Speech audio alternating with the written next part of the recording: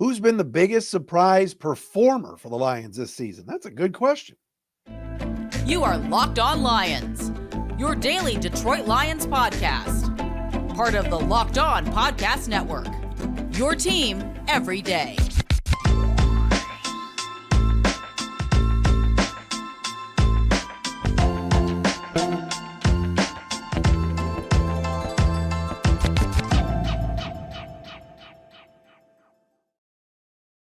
What's going on, everybody? Matt Dery with you. It is another episode of Locked On Lions right here on the Locked On Podcast Network, your team every single day. It's a Thursday, November 2nd and a Friday, November 3rd.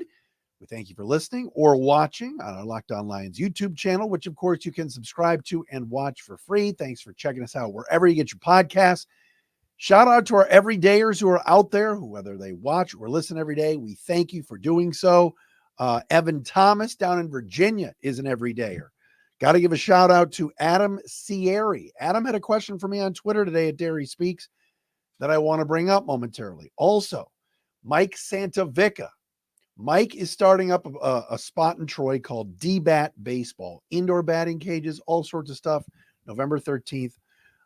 Mike Santavica is a huge Lions fan. We appreciate him checking us out each and every day on Locked On Lions. Follow us on Twitter at Dery Speaks, at Locked On Lions on Twitter. Matt Dery Facebook fan page, threads at The Real Matt Dery, and also, as I mentioned, the Locked On Lions YouTube channel. The show today is brought to you by our very good friends at PrizePicks, the easiest and most exciting way to play daily fantasy sports. Go to prizepicks.com/LockedOnNFL and use code all lowercase LockedOnNFL for a first deposit match up to $100. On the show today, I want to talk about stability with what's going on around the NFL and how we've got stability here for a change. NFC playoff picture, surprise in 2023, and some roster moves that took place also today with the organization. I'm going to go a little bit out of order on what the show rundown says on the YouTube channel. And again, I want to thank Adam Sierri on Twitter. He asked a very good question, and I'm like, I'm going to use it on the show today. Why not? Follow him at Adam Seeary. He said, for the show, who has been the Lions' biggest surprise performer so far this year? Lions are 6-2. They're at the bye week. No game until a week from Sunday in LA against the Chargers. And so they're in very good shape, feeling good. And I want to run through some NFC playoff picture stuff. Oh, by the way, Coach E, my guy, Eric Reynolds, Craig Reynolds' dad. Come on, Craig. He and I have been talking. He's going to come on the show. We got to figure out a good time. So bear with us. We're getting Coach E on soon. Craig is actually home with his dad, hanging out in Pennsylvania right now. Biggest surprise performer for the Lions this season. Here's mine. And I didn't look up his PFF grade. I'm leaving that away. This is probably one you wouldn't guess. But the biggest surprise Lions performer so far this year has been Graham Glasgow. Graham Glasgow has come in and played well at right guard for the injured Halapoulivaati Vaitai. He had to play left guard a couple of weeks ago when Jonah Jackson was hurt. And this past Sunday, even though he didn't grade out great from PFF, Graham Glasgow did a good job at center for Frank Ragnow. This was a guy signed on to provide depth, to maybe push Vaitai for the right guard spot, and didn't play the first few weeks until Big V got hurt.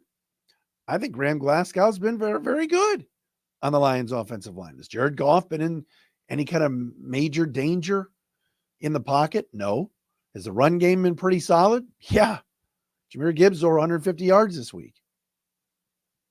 You know, you could say maybe Cam Sutton is better than advertised, but Cam Sutton was paid a lot of money this offseason to come in and be a very good free agent pickup. Jahmyr Gibbs has been a big surprise the last couple of weeks, but again, he's a first-round pick. If we're talking about surprises, is it Alex Anzalone? Possibly. He's elevated his game even more. But again, he was a starter. Graham Glasgow, to me, has come in and done the job.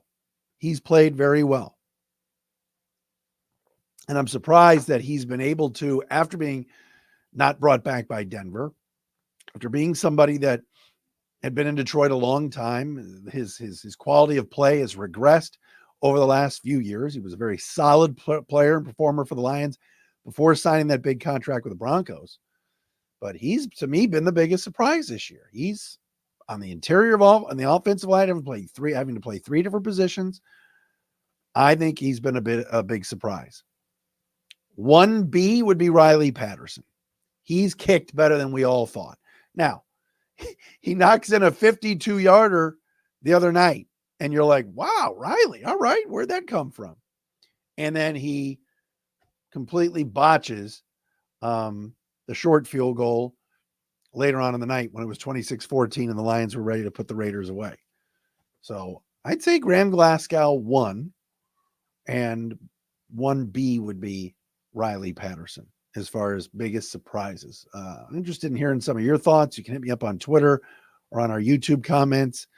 Look, it's been a fun season, and we're not even halfway through. I guess, well, technically there's 17 games. I guess we're at the halfway point now. There's 9 games left, but I think there's going to be some other guys that emerge on this roster. I think there's going to be some players that get better. If they can get James Houston back, if maybe toward the end of the year, somehow, some way, C.D. Deuce, Chauncey Gardner-Johnson, whatever he's naming himself now, comes back. It's only going to make this team better. Lions now have Donovan Peoples-Jones. That's an upgrade at wide receiver right now in that wide receiver room. You have to feel good about where this team sits. And if you missed yesterday's show, we went over this with the NFC North. It's a tire fire. It is an absolute stinker right now. And the Lions at 6-2 with Minnesota at 4-4 is the closest competition. And they just lost their, franchise quarterback for the season. I mean, we're sitting here talking about closing in on the first division title in this town for this football team since 1993. So just awesome. And I did see today on SI.com, they were talking about possible Las Vegas Raiders next head coaches. And they mentioned, as I like to call him, future head coach Aaron Glenn, which I thought was interesting. Do you want to say that's a surprise? Biggest surprise has been maybe the defense and how well they played against the run. You could do that. I think Aaron Glenn has done a good job this year. I think you're seeing players elevate their games. You're seeing schemes work. You're seeing, adjustments made at halftime, right? What took place the other night? Garoppolo had too much time to throw. Was just missing receivers. Devontae drops a pass. All of these things went into it, but the Lions did not get to the quarterback until the second half when Aaron Glenn decided we got to put more heat on Jimmy G, and they started blitzing. And that started to work out. So lots of surprises. Thank you, Adam, for the question. You can hit me up on Twitter anytime at Dery Speaks. Is it Twitter? Is it X? What are we calling it? When, is it going to go away soon? Are they charging us $1 for the year? I'm hearing so many different things. Anyway, that's my story on that. All right. We got a roster move to talk about. We've got an NFC picture to get into, which I want to do next. We got to talk about stability. Look what happened in Las Vegas. My wife said to me the other day, she was on her phone and she goes, hey, the Raiders fired their coach. Did the Lions really do that? I go, yeah. Not only did they fire their coach, they fired their general manager and benched their quarterback. All because they lost to the Lions Monday night. She's like, that's what happened. That's what used to happen to the Lions. I said, you're right. She's lived here all her life. I've been here almost 30 years. 1996. What is that? 2006 is 10. 2016 is 20. 27 years I've been here. It's a little crazy. All right. Coming up next, let's talk about what the NFC looks like right now and an opportunity for the Leos, for the Honolulu Blue and Silver Gladiators, the Gridiron Glads, as Art Regner used to call them, to be the number 1 seed in the NFC.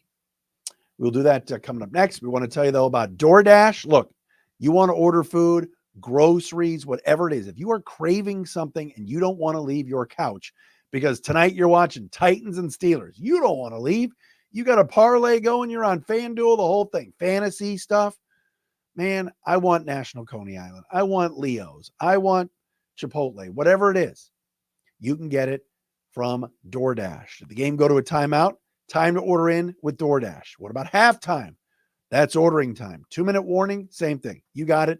That's your cue to order in with DoorDash. They are just the best. And what's great about DoorDash is not only can you get pizza, wings, soda, burgers, whatever it is, you can also get groceries, retail, and more. All your favorite restaurants and stores are there on DoorDash. Get prepared before game day with DoorDash. Get 50% off up to a $10 value when you spend $15 or more on your first order when you download the DoorDash app and enter code LOCKED23. That's LOCKED 23. Love DoorDash. Subject to change. Terms apply. All right. Like my new mug. Bless your heart. I think this is like a Dolly Parton mug. Spent a lot of time. I spent not a lot of time, but I spend some time in Tennessee every year. They love Dolly Parton down there. I think she said, bless your heart. And who's the other woman? Why am I drawing a blank on her name? Who has the restaurant down there? It'll come to me. She had a cooking show. Then she got in trouble for saying some racial stuff. It'll come to me. Maybe it's on this mug. Did I get that mug there? I don't even remember. All right. What am I talking about? The Lions are 6-2. And of course, right now in the NFC playoff picture, your Detroit Paula Dean is her name, by the way. I knew I'd get it. You got the Eagles at 7-1, Lions at 6-2, Seahawks at 5-2, Cowboys 5-2, Niners 5-3, Falcons division leader at 4-4, Vikings 4-4, Saints 4-4, etc. Eagles, though, right now are the number 1 seed and the Lions are the number 2 seed. Of course, if the Lions and Seahawks end up with the same record, Seattle has a tiebreaker because the Lions can't beat the Seahawks. We know that. Anyway, but what if the Lions go on a run here in the next couple of weeks with the Chargers, the Bears, and et cetera? And what about the Eagles, right? Philadelphia is a team to beat. They're the defending NFC champs, playing good football. Yeah, Jalen Hurts is a little bit banged up right now, and they're 7-1. Think about this for a second.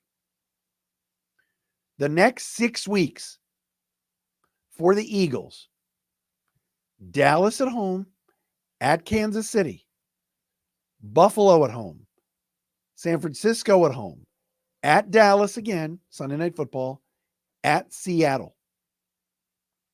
All primetime games. Dallas 4:25 on Fox this week. At Kansas City, Monday Night Football. Home to Buffalo, 4:25, the primetime game on CBS. San Francisco at home, 4:25. At Dallas, Sunday Night Football, 8:20. At Seattle, 4:25, primetime Fox. The next 6 weeks, Philadelphia is playing all Super Bowl contenders. They are. Dallas twice, KC, Buffalo, San Fran, and Seattle. Those are all playoff teams. Those are all really good teams. Those are the next 6 weeks for the Eagles. Meantime, down in Allen Park at 222 Rodwood Drive, you got a bye. You got the Chargers on the road. Then the Lions played the Bears, the Packers at home, at the Saints, who aren't terrible. I watched them the other day. At Chicago and Denver are the next 6 games for the Lions. Are any of those teams that I mentioned, Chargers, Bears, Packers, Saints, Bears again, and Broncos, next 6 weeks, are any of those teams Super Bowl contenders? No. How many are playoff contenders? 1, the Chargers maybe? Saints maybe sitting at 4-4 right now after Derek Carr and company went into the oil drum, Lucas Oil Stadium, and I was there Sunday and beat the Colts. I still wasn't wowed by them. Philly's playing the next 6 games against heavyweights. The Lions are playing one good team, basically, the next 6 weeks. There's a very good chance that in a couple weeks we're talking about the Lions being the 1 seed. They're a game back at Philadelphia right now. Could you imagine home field advantage, the road to the Super Bowl going through Brush and Adams. I was there Monday night. Place is a zoo. You guys are riled up. I'm in the concourse an hour and a half before the game. I can't even move. Hour and a half before the game. It's packed in there. The Let's Go Lions chants. The opportunity is there. Now, yes, Dallas could spring up as the 1 seed. Sure. San Francisco could go on a run. Of course. It's not just Lions and Eagles. I get that. But if you really look at the schedules, moving forward, the Lions have a good chance to leapfrog the Eagles and move up. Again, 2 games with Dallas. Those could cancel out everything else. All right. Dallas's next 6 weeks, by the way, Philly, the Giants, Carolina, Washington, Seattle, and Philly. So their next 6 weeks, they play the Eagles twice. Not going to be easy. Seattle on Thursday Night Football at home. Commanders have quit. Carolina's got awful, and the Giants might be the worst team in football. So watch out for Dallas, especially if they can beat the Eagles, and they have the last few years. Dallas, for some odd reason, I think Dak Prescott's something like 8-3 lifetime against Philly. So that's kind of your NFC playoff picture. I have good faith that the Lions are going to continue to play good football. Again, Monday night didn't even play all that well. Jared Goff's pick 6 was a bad mistake. Some penalties cost them. Red zone offense was atrocious. The missed chip shot field goal. A lot of things didn't exactly go right the other night, yet they still won by double figures. And now this schedule coming up it's cake. It is. Definitely compared to the Eagles and Dallas to an extent. All right, we got a stability topic to bring up that I want to do coming up next as it pertains to what we saw Monday night and what took place yesterday. Also, a couple of minor roster moves as well. We will do that coming up next. Also, right here on Locked On Lions. Locked On Lions today are brought to you by PrizePicks. Daily fantasy made so much fun. Tonight, Titans and Steelers. You want to get in on the action, but not just bet the game, but bet some players too. How do you do that? It's simple. It's projections. You pick more than or less than on 2 to 6 player stat projections, and you watch the winnings roll in. All right. PrizePicks is the most fun I've had, winning up to 25 times my money this season. And what's great is, you can play along sometimes of PrizePicks' favorite players. Rapper Meek Mill is a part of that. Comedian Andrew Schultz. You can now find community plays under the promos tab of the app to view entries from some of the biggest names in the PrizePicks community each week. This week on PrizePicks, let's go tonight. All right, let's go George Pickens, more than 75 receiving yards. Let's go Will Levis, less than 2 passing touchdowns. I don't think he's going to do what he did last week. All right. PrizePicks is amazing. It's a lot of fun. Check it all out. Go to prizepicks.com/LockedOnNFL. Use code LockedOnNFL for a first deposit match up to $100. That's prizepicks.com/LockedOnNFL. Use code LockedOnNFL. Get that first deposit match up to $100. PrizePicks, daily fantasy sports made easy.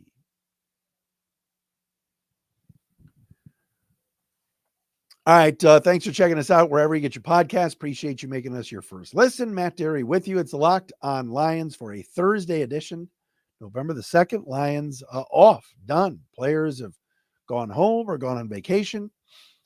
And they'll be back to work next Monday. And the Lions will get ready for the LA Chargers.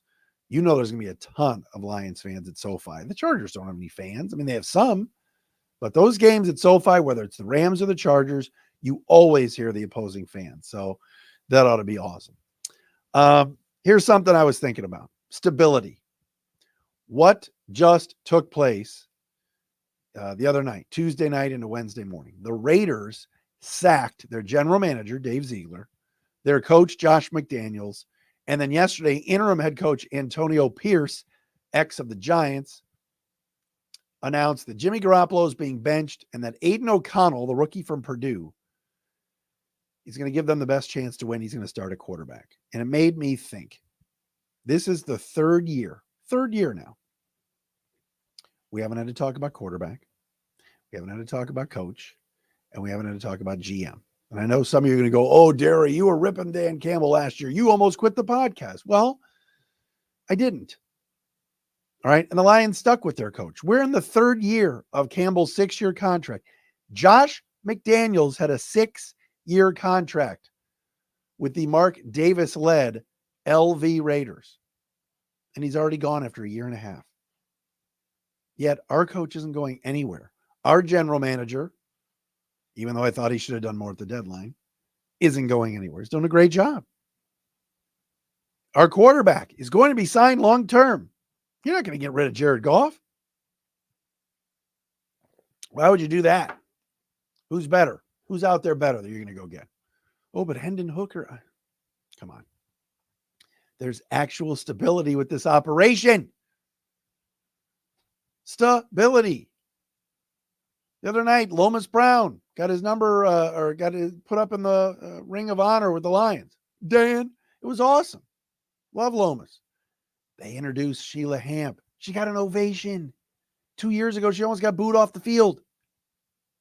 Sell the team. Ford's, the usual racket we hear. Fords will never win. They need to sell. Hey, did you hear the Ford should sell? Yeah. It's the oldest bit in Detroit sports. There's stability here. It matters. It's huge.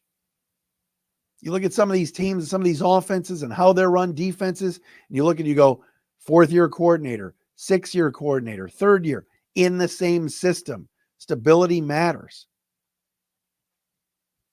So, the Raiders and this poor rookie quarterback, Aiden O'Connell, I'm sure they'll keep a lot of the same system that they had, but for the most part now, they're going to have to, put in some new, some new checks, some new plays, everything. And that's going to take time. Philly has stability with Sirianni and Hurts. And I know they've lost Steichen and lost Frank Reich, but the guys that were below them just keep getting promoted, etc. I love that there's stability here. It's huge that Ben Johnson was back this year. Huge. So that's pretty cool. And I just want to bring that up because it's a factor in this league. The winning teams seem to have, look at the Cowboys defense under Dan Quinn now the last 4 years he's been there, and he stays there. And they're a dominant defense. All right, very quickly, today the Lions waived running back Devine Ozigbo, who got some carries. Was that the Tampa game, I believe? And brought up Trevor Nowaski, the linebacker and local product, from the practice squad to the active roster. What does that tell me? Well, that tells me that David Montgomery could be healthy for the Charger game, and that's huge. Because right now, basically, you had Jahmyr Gibbs, you had Craig Reynolds, come on, Craig, and you had Devine Ozigbo at running back, and that was it. Bam Knight, of course, got hurt, but now Ozigbo being waived, and my guess is he'll clear waivers and come back to the practice squad or something, but my guess is that means David Montgomery could be ready, coming back from that rib injury, to play against the Chargers, and that would be a huge addition. That would be awesome. Nowaski, the linebacker, was a really good special teamer during preseason games, and maybe the Lions see something there that they want to add him right now to the active roster. And of course, at the moment, Jake McQuaid is on the practice squad. So that's why there was a roster spot open with Scott Daly going on injured reserve. Right now, McQuaid is on the practice squad. So eventually he will have to be elevated to the 53-man roster before next Sunday against the Chargers. So that'll do it for this Thursday edition of Locked On Lions. Thanks for checking us out wherever you get your podcast. Shout out to our everydayers that are out there. We appreciate you. Love getting a little time off this weekend. Should be great. Enjoy all of the games and everything else. Talk to you soon.